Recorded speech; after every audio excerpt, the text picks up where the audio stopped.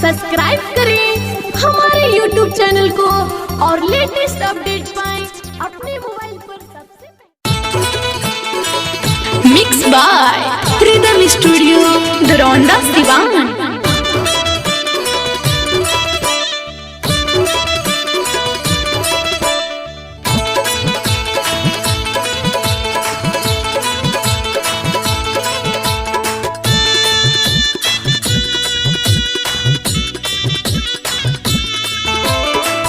चैत में बराई जनी साली के खीस के, चैत में बराई जनी साली के खीस के।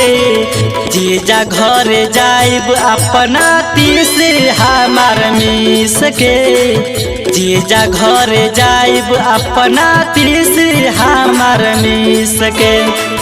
चैत में बराई जनी सरहज के खीस के, चैत में बराई जनी सरहज के खीस के। जीजा घरे जाइब अपना चरसो हमार पीट के, जीजा घरे जाइब अपना सरसो हमार पीट के।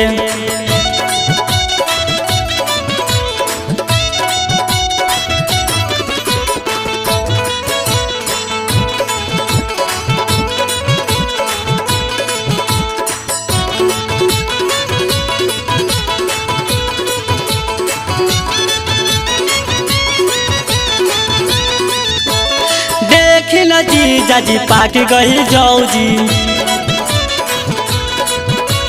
बानी अकेला कैसे लागी न लौजी।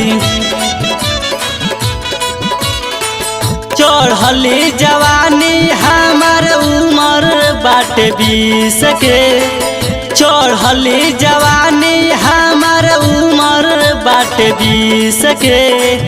जीजा घरे जाइब अपना चरसो हमार पीट के, जीजा घरे जाइब अपना 30 हमार मीस के।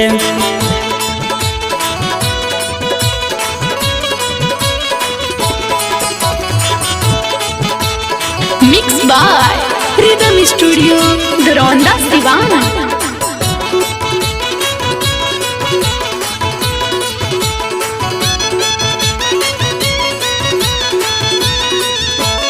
जीजा रजस बनिल चहित में अगुआ,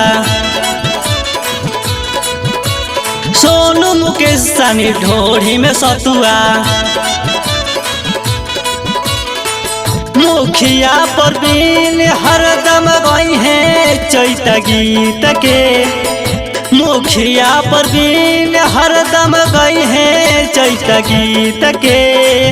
जीजा घरे जाइब अपना 30 हमार मीस के, जीजा घरे जाइब अपना 30 हमार मीस के। चैत में बराई जनी सरहज के खीस के, चैत में बराई जनी सरहज के खीस के।